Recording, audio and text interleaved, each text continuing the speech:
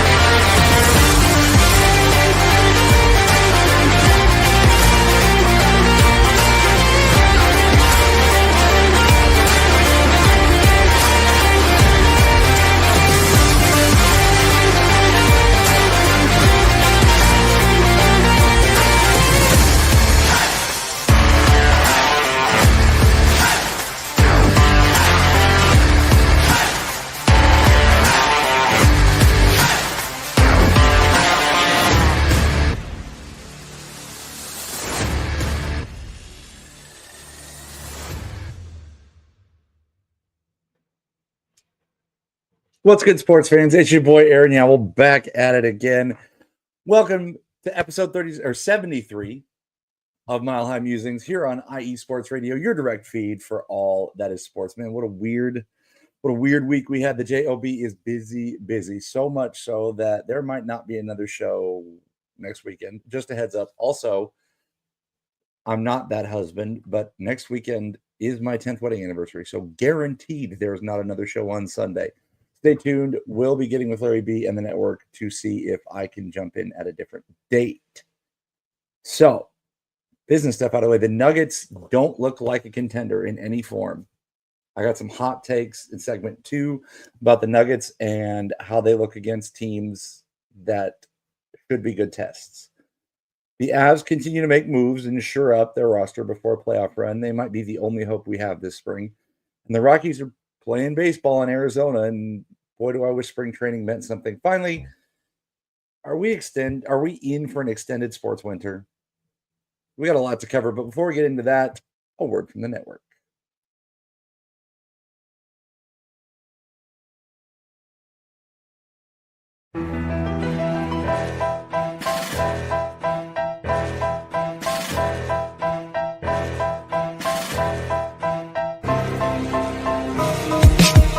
For the last 10 years, IE Sports Radio has been bringing you amazing content ranging from interviewing legendary athletes, coaches, and other authorized media personnel to building tailor-made shows dedicated to all major sports cities around the country.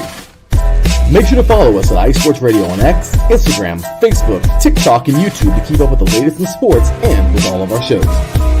Also, make sure to check out our daily updated website at iesportsradio.com. At iesportsradio.com, you can see our daily show schedule and check out all of our show pages with personal bios to learn a little bit more about each of our awesome hosts.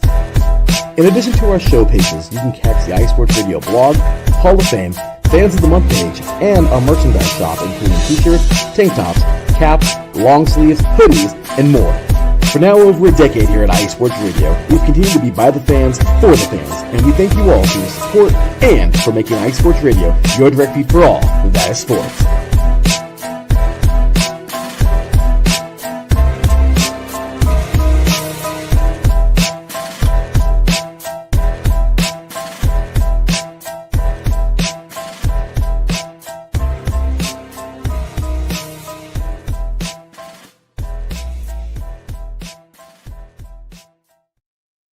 Let's get into the first period of Mile High Musings here on IE Sports Radio, your direct feed for all that is sports. The Avs are finding the rhythm parts. I don't know. I can't count because I feel like I say, hey, they're finding their rhythm, and then they don't. But first, there was a trade. Colorado Avalanche sent Calvin DeHaan, defenseman Calvin DeHaan, and forward Juuso Parssinen, and a conditional second, and conditional fourth-round pick to the Rangers for defenseman Ryan Lindgren, 50% of his salary retained, and forward Jimmy Vesey. Vesey looks like Bessie, said like Vesey, and a prospect, a Cornell defenseman. That happened yesterday. Juuso Parssinen was getting scratched, and I wish that we could move Miles Wood because I think he's terrible, but Parssinen was playing up on the second line where he doesn't belong, and with Val coming back this week, with Nichushkin coming back this week, it was either Parssinen or Wood, and I don't know why the Avs are so committed to Miles Wood because he's been way worse than Juuso Parssinen, I think, since we got Parssinen from Nashville, but that's why C-Mac and Joe get paid the big bucks, and I don't. Directly after the Four Nations tournament, the Avs turned around and lost both Saturday and Sunday last weekend. A 2-1 loss at Nashville, a game in which they were the better team, and then a 3-1 loss in St. Louis in the game that looked like they had no legs. But this week was a different story. Avs played 2 games this week, winning a combined 10-3, beating New Jersey 5-1 on Wednesday and Minnesota 5-2 on Friday. Let's just go ahead and get into it. Y'all, the Avs looked really dominant, really dominant in this New Jersey game. Lecky scores the first goal of the game at the 8:54 mark from Marty Necas and Nate McKinnon. Nothing happened in the second period. And then Max scored on the power play from Necas and Makar, making it 2-0. We've had issues with the power play lately, but Val Nichushkin being back, I think, had a lot to do with that because there's a presence in the middle now. Jack Hughes makes it a 2-1 game before McKinnon, Middlestat, and Logan O'Connor all score in the span of 4 minutes to put this one in the bag. No empty netters needed. Avs win 5-1. And hold on, let me pull up the stats because I've got my trusty dusty stat sheet over here. Mackenzie Blackwood saw 23 shots and made 22 saves. Not bad, kid. Not bad at all. Friday, division rival Minnesota in town. Avs sitting directly behind Minnesota. In fact, the win in this game tied them for points with Minnesota, and then Minnesota played again because the Avs have led the league in games played for so long. Minnesota actually won today to go 2 points back up of the Avs. Zuccarello scored first for the Wild, and then Nichushkin scored on the power play. Welcome back, Val. But then the Avs gave up a stupid power play goal. Sorry, trying to throw at Lossinger tonight. See if I can keep my voice. Don't think it's going to work. I don't know what it is about Sunday nights. I'm just tired. Avs give up a power play goal at the end of the first, 2-1 Wild. But then the Avs tilted. For the second and third period, the Avs were completely dominant. Jonathan Drouin scores, and Jack Drury scores all within a matter of less than a minute. Ross Colton bags his first of 2 on the night in the second to make it 4-2 Avs. And then Roscoe, as I said, scored his second from Devon Taves and Mackenzie Blackwood to make it a 5-2 final in that one. Blackwood saw 20 shots, gave up 2, made 18 saves. Avs outshot the Wild 30-20, out-hit the Wild, and actually won the faceoff battle, which is not our style, even in the slightest. So, let's get to our seal the deal 3 stars of the week. 3 stars of the week. Your first star, Ross Colton, 2 goals and 2 assists on the week. Roscoe, he was on the worst stretch of his career after being on the best stretch of his career at the beginning of the year. 4 points in 2 games, that'll make you feel good. Straight up. Your second star of the week, and this is only because I don't want to give him the first star of the week every week like I think I could, Nathan McKinnon. My dude, the Mac Dog, 2 goals, 2 assists. He was awesome. He was awesome this week, as per usual. And then your seal the deal, wax seal, number 1 star of the week, Mackenzie Blackwood. 2 wins this week, 43 shots against, 40 saves with a goals against average of 1.5 and a save percentage of .930. The Avs are in the midst of a 6-game homestand, which a lot of Avalanche pundits think they should go at least 5-1, if not 6-0. I think New Jersey was going to be a win. I think Minnesota was going to be a toss-up. We play Pittsburgh on Tuesday. Pittsburgh's bad. That should be a win. We play San Jose on Thursday. Nobody's worse than San Jose. That should be a win. And then the other toss-up in this one is Toronto on Saturday. Ricky K is in the chat. He said, Aaron, have a great show. Best of luck to Lindgren in Colorado. Super excited to see what he brings. I know he's been playing alongside Adam Fox for the Rangers. He's obviously not going to play alongside Cale Makar, but we need veteran defensemen. So at best, he's going to play on the second pair with Girard. At worst, he's going to play on the third pair with Malinsky.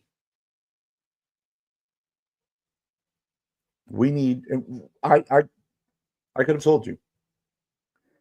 The trade deadline is this week. It is the 7th of March, which is Friday. I think the Avs maybe make one more move, quite honestly. I think they make one more move. I think they go get some forward depth. I wouldn't be surprised. Oh, this feels so weird. I wouldn't be surprised if they got rid of Casey Middlestat. I know. But if they can flip him for Ryan O'Reilly, I think they would. If Ryan O'Reilly would come back. If they can flip him for Brock Nelson or Sam Bennett, I think they would. They'd probably have to give up like the one pick they have left and Middlestat.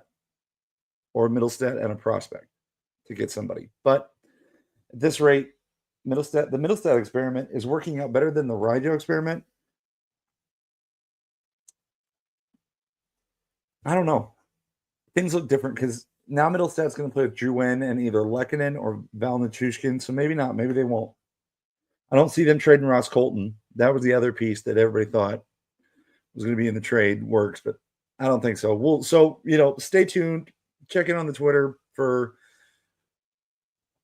trade update stuff. But Tuesday versus Pittsburgh, 7 o'clock, Mountain puck drop. Thursday versus San Jose, 7:30.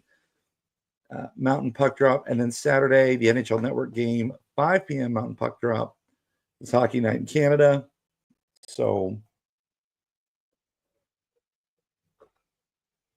we'll get that. Let's hit our first break. On the other side, we're going to talk about how I think Jokic needs help. You're tuned into Mile High Musings here on IE Sports Radio, your direct feed for all that is sports.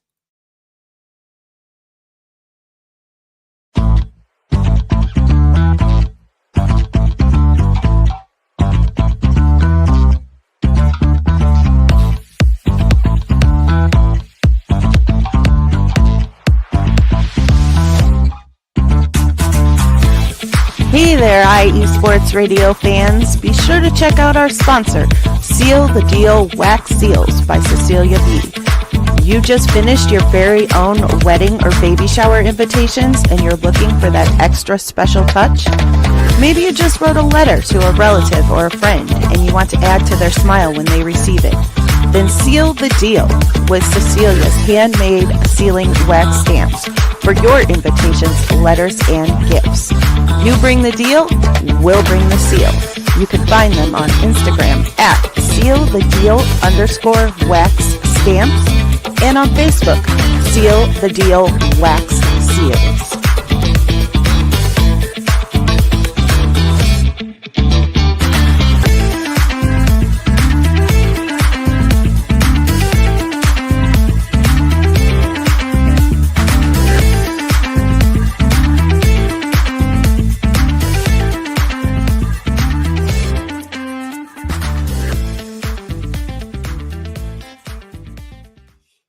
Seal the Deal Wax Seals, our sponsor for our Seal the Deal Wax Seals, 3 stars of the week, every week on our hockey segment. Check them out on Facebook and Instagram. If you're checking us out and you're a total sicko, you've downloaded the show and you're listening to it later, perhaps this lovely voice that is staying strong at least for 2 segments is what you are starting your morning with. Bless you. Thank you. I hope you have a safe drive. And if you're catching us anywhere on any platform, you can find us on Apple Podcasts, Spreaker, Spotify, iHeartRadio, Google Podcasts, Amazon Audible, all the good stuff. Don't forget to check out me at Big A Yowell on X and the show at milehigh_IESR on X. Check into the chat. Taryn, Larry B, Ricky K.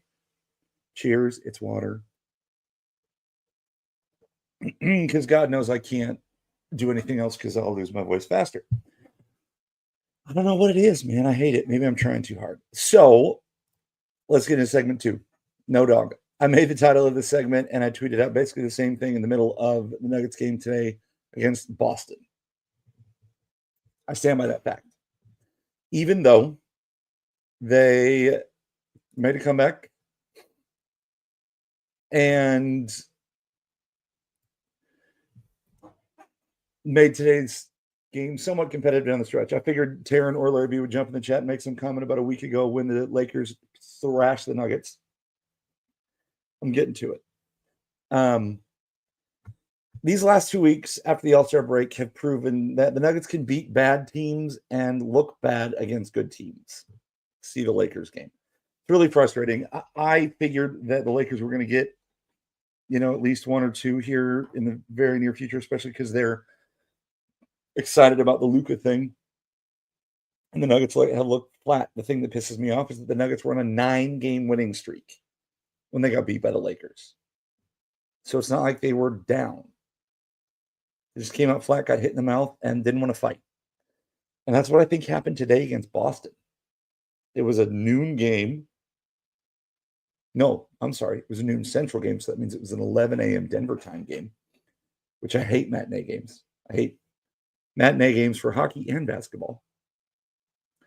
Nuggets got punched in the mouth, came out flat, didn't punch back till the end, but whatever. Mark the day. Write it down. I hope I eat crow. I wouldn't be surprised if they don't get out of the first round this year. It's very frustrating. I do realize that they were on a 9-game winning streak not that long ago, but they're 2-2 on this road trip and 2-3 in their last 5, and that's terrible by recent Nugget standards. At 4 games this week, a win-loss road trip that they finished up today in Boston. So let's go ahead and take a look at those scores and stats. Hey, we made it 17 minutes before the cough button. Monday night in Indiana, 125-116 Nuggets over the Pacers. Aaron Gordon came to play, 25 points, 5 rebounds, 2 assists, our leading scorer. MPJ with 19, Yoke with 18 points, 9 rebounds, 19 assists. New career high for assists for Yoke with 19. That's ridiculous. Murray was 16, CB was 17, and Zeke Naji off the bench with 14 points and 3 rebounds. Zeke was 6 of 8 shooting and 1 for 1 from 3. Incredible. With Zeke and the Nuggets bench chipping in, that actually helped the Nuggets seal that win for sure. Thursday night, the loss in Milwaukee. This I thought was going to be a tale of the tape game.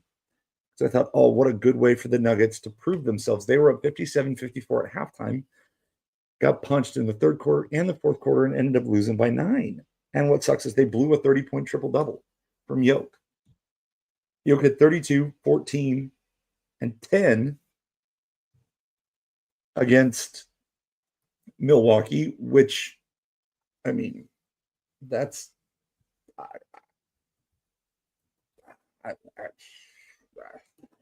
I'm speechless because you don't blow that. Jamal had 20. Aaron Gordon had a bad game. Michael Porter, 2 from 11 for 3. That doesn't help. Russ with 10. Julian with 12 off the bench. CB, double figures again. It stinks, boys. It stinks. But they played the back-to-back. You know what happens when the Nuggets play back-to-back? They dominate that second game of the back-to-back. And it was against Detroit. Now, I know Detroit was kind of terrible last year, but they're not bad this year. In fact, they were on an 8-game winning streak coming into this game, and the Nuggets came to play. Jokic, 23 points, 17 rebounds, 15 assists. MPJ had 28. Jamal had 31. CB had 23. Zeke Naji started because it was an Aaron Gordon maintenance day. He's not going to play back-to-backs. That's just where he's at right now. Zeke was 2 for 2 from the field and 2 for 2 from the line. Nuggets win 134-119. They shut down Cade Cunningham, who had probably his worst game of the season. 3 of 12 from the field, 0 of 2 from 3, 11 points. If it weren't for Malik Beasley going off for 16 off the bench, the Nuggets would have won this game. I mean, they already won by 15, so it would have been 30 plus. For sure. And then today, the matinee game. Celtics were on a bit of a losing streak, but they're 43-18. Nuggets 39-22. MPJ had 10. Yoke had 20, 14, and 9. Russ started in place of AG. Jamal had 26.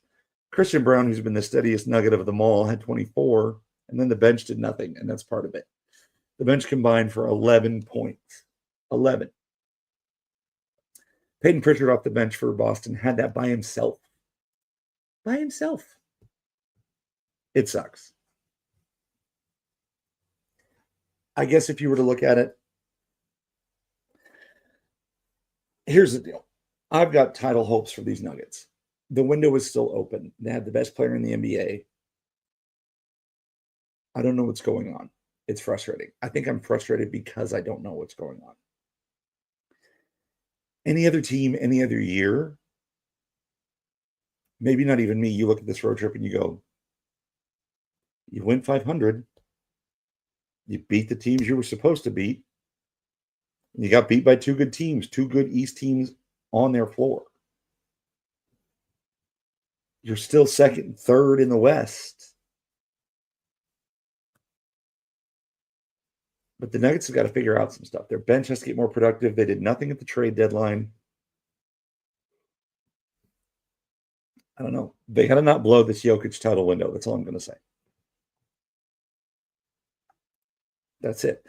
But we got to give out a Vital Apparel Vital Performance of the Week. And I went back and forth on this one and decided to go with Jokic's 32, 14, and 10 in the loss against Milwaukee. I'd originally thought the Detroit game because he's the only person in the history of the NBA to ever put up that line. But 32, 14, and 10. It's a pretty damn good line, fam. Taking a look at the week ahead for the Nuggets. 2 games at home before doing a double dip at OKC. Wednesday versus Sacramento, 7 p.m. Mountain Tip. Friday versus Phoenix, 8 p.m. Mountain Tip. That's an ABC game. And then Sunday at 11 a.m. Oh, my God. Matinee game at OKC. Nugs play Sunday, Monday, both at OKC. So stupid. Whatever. Nuggets need to be above 40 wins by the time I see your faces again. And since Sunday is my anniversary and I'm most likely not having a show next weekend because I'm a good husband, they damn well better be over 40 wins by the next time I see your faces. Coach is calling a timeout, full timeout. In fact, when we return, we're going to go back to college. You're with Mile High Musings here on IE Sports Radio, your direct feed for all that is sports.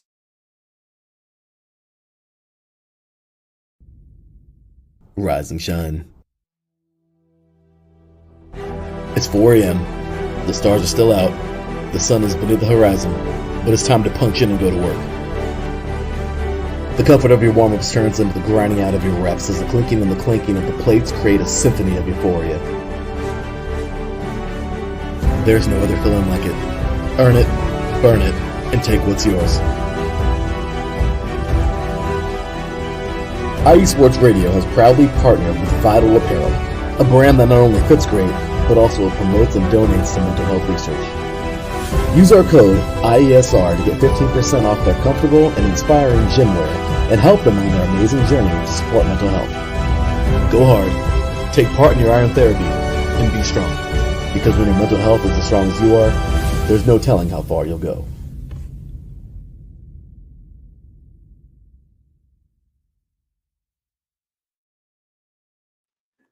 Ooh, baby, you know how I feel. I've got the pre-workout ready to go. I got the gloves. I don't even remember what tomorrow is. I think it is an upper day. Thank God. Because that Vital Apparel always fires me up. Let's go back to college and hit our campus crawl. Oh, boy. Got to start with the bad. CU men's basketball. 2 losses this week, both against Kansas teams. They lost to KU 71-64, and KU is not as good as they usually are this year. In fact, they're not even ranked, which is buck wild. And then a 65-56 loss today at K-State. The Buffs are 11-18 overall, which is the worst they've been under Tad Boyle. And 2-16,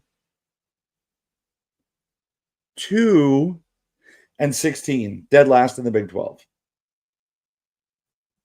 They have 2 games left on the schedule. That's it, boys and girls. CU women's, on the other hand, I mean, a little bit better. An 89-54 butt whooping of Arizona State this week, and an 93-87 overtime loss at Texas Tech. The women are 18-11 overall and 9-9, ninth in the Big 12. Little brother up north is faring a little better. CSU men's team, I should say, a lot better. Who am I kidding? Hold the phone. A lot better. CSU men's won twice this week, 77-55 at Air Force, and then a butt whooping of Utah State, 93-66. They're 20-9 overall, 14-4, and second in the Mountain West. So hats off, go Rams. Rams great, roar. Women also look great.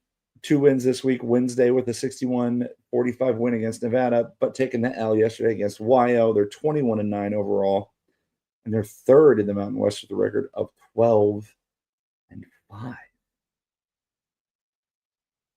Gotta love that.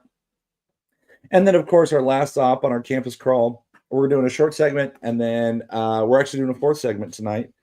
A, I've got the voice for it. B, the Rockies are playing, and then I've got my little op-ed at the end. But DU Pioneers split their weekend series with St. Cloud State with a 3-1 win on Friday and a 2-1 loss yesterday. Pios are 4th in the NCHC and 6th overall in the NCAA. Now, regular season play is about to wrap up and the tournaments are about to hit. I don't see CU men's doing anything. CU women's would be a surprise. CSU men's could make some noise for sure. I wouldn't be surprised if they made it to the Mountain West Championship and made hay. CSU women's could do the same thing as the CSU men's. Make hay. I see them both getting into the tournament for sure. Stay locked in on the social media for those tweets as stuff finishes up this weekend or next weekend and we get going towards the March Madness. And we are going to get, we've got to be getting closer. DU's got to start making a push. They got to start sweeping series if they want to get back up in the Frozen Four talks to secure a shot at their 11th national championship. But that might go into my op-ed about our extended winter. We're going to take a quick break, and on the other side, Rockies baseball, and have we seen the best of sports for this season in Colorado? You're with Mile High Musings here on IE Sports Radio, your direct feed for that is sports.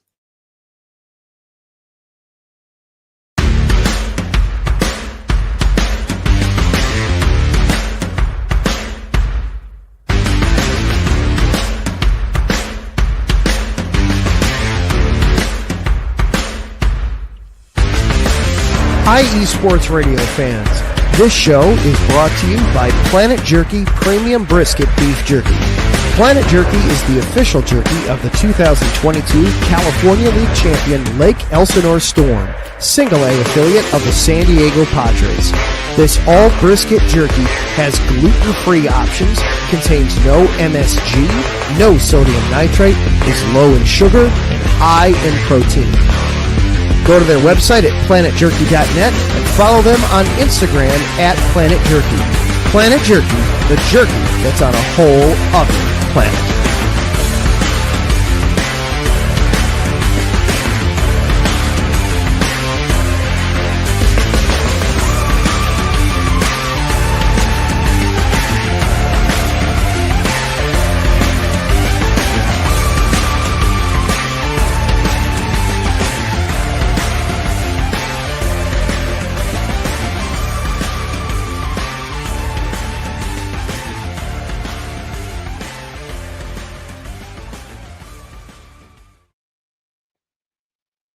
Oh, hey.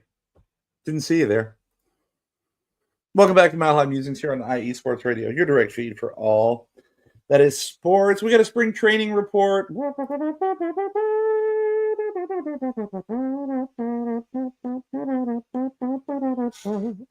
Now, the Rockies are the second best team in the Cactus League and better than every team in the Grapefruit League except for one. Oh my God, how I wish spring training was a preview of coming attractions. I sure the heck do. The Rockies played every single day this week, tying on Monday. Weird. Winning Tuesday, Wednesday, Thursday, Sunday, and losing Friday, Saturday. So they went 4-2-1 this week. They have a winning percentage of .750. It's spring training. They're playing so many guys at every position. I don't know who to keep up with. It's one of the things about baseball. Baseball is such a good sport to follow for people who like numbers. And I love numbers. You should see spreadsheets that I make for fun. I love numbers. But it's like when I make my spreadsheets for the Nuggets and the Avs and the Broncos, it's like I'm doing algebra. And people that do analytics for Major League Baseball, they're doing like 3-space calculus, which I didn't get to because I was like, well, I'm in a major in music. I can stop at BC Calc. I just wish that the Rockies would carry that success over. I hope to God they shock the world, man. They play every single day this week. And the week after that, they got a split squad on Monday. We're 26 days away from opening day in Tampa. And, you know, we'll talk about that as we get closer. But I started writing show prep this week, and I wondered, are Colorado sports, are they Punxsutawney Phil? Are they the groundhog this year? Did we see our shadows? Sorry, I had something on my screen. Did we see our shadows and had to go back in for winter? The Broncos shocked the world. Played great. I loved a lot of their season. Made the playoffs. Nobody called that. I was pumped. Was that the highlight of our 2025? A blip? Because the Broncos made it to the first round of the playoffs and then got beat by Buffalo? I hope not. Nuggets don't feel like a contender right now, and I know I'm being awful hard on them coming off of a stretch where they are essentially 12-3 in their last 15. They just don't feel the same as they have. Not even last year. Last year they felt better, and they were basically doing the same thing. Last year they got to 40 wins before they got to 20 losses. That's the difference. The Avalanche, they're fourth in the Central right now, which means they're the number one wild card team. Last year they were at least, jockeying for second or third with Dallas in the Central and all of that. And maybe the Avs are playing the long game. Maybe they're thinking, hey, if we get the first wild card spot, we go out to the Pacific Division and please give us Vegas. I don't know. Or LA or whoever's going to end up with the number one spot out there. I don't know if they're doing that, but they sort of feel like a contender. I at least feel better about their playoff odds than the Nuggets right now. And then, of course, we have the Rockies.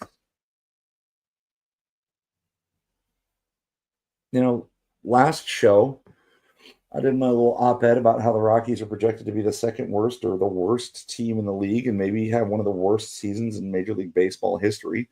That makes me feel really good. Right?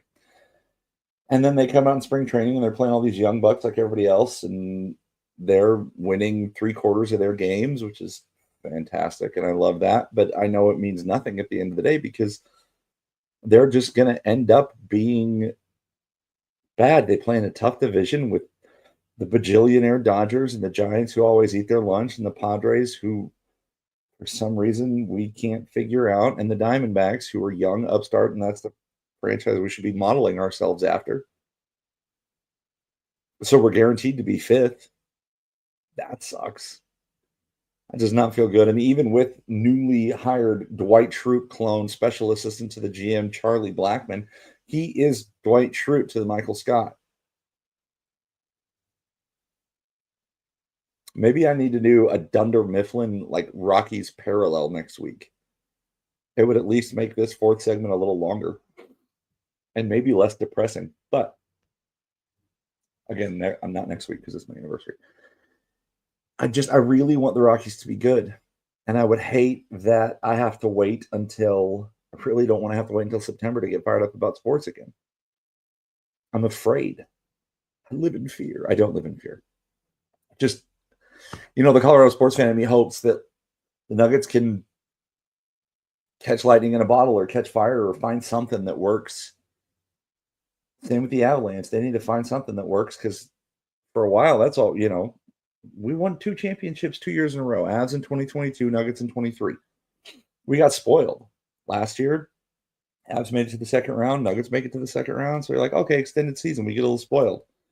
Broncos shock the world this fall. Avs and Nuggets don't feel as good as they have been.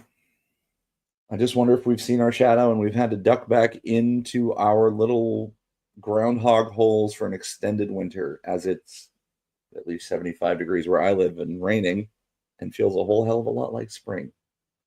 I'm not sure. All I can say is I was doing research for this show and looking at the Rockies schedule and how they've done, and I went, it's baseball. Baseball at least means spring and summer, and that means you're off school. And maybe. But then I sit and I think about the division and I go, well, we're going to get killed. And it stinks. And I really thought this 4th segment was going to be longer, but here it is, sub 40 minutes, and I've got nothing left to talk about because I apparently talk too fast. So everybody listening, I'm going to slow down the next show we have and see if I can make this a little bit longer. I need to do a better job of getting some insight here. I appreciate everybody that's tuning in live on X or on YouTube. Don't forget to leave a comment, smash that thumbs up, subscribe to the network channel if you're on YouTube. Ring that bell notification icon so that you can figure out when all of our sports shows go live. Don't forget to check out that website, iesportsradio.com, for the list of our shows, for the schedules. Download us wherever you get a podcast. I don't really have anything else for you, fam, other than, is it September yet? In this house, we praise the Lord and cheer for them Denver Broncos. Darn right we do. Appreciate y'all for stopping by. And as always,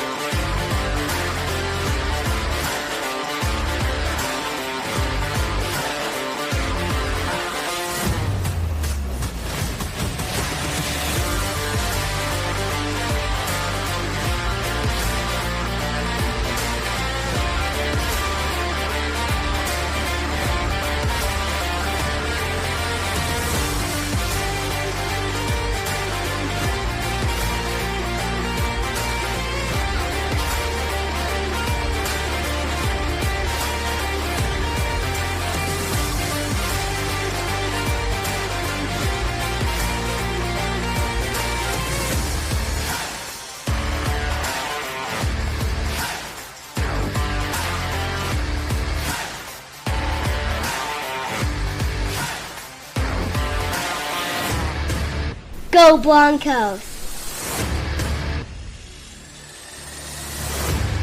In this house, we praise the Lord and cheer for them Denver Broncos.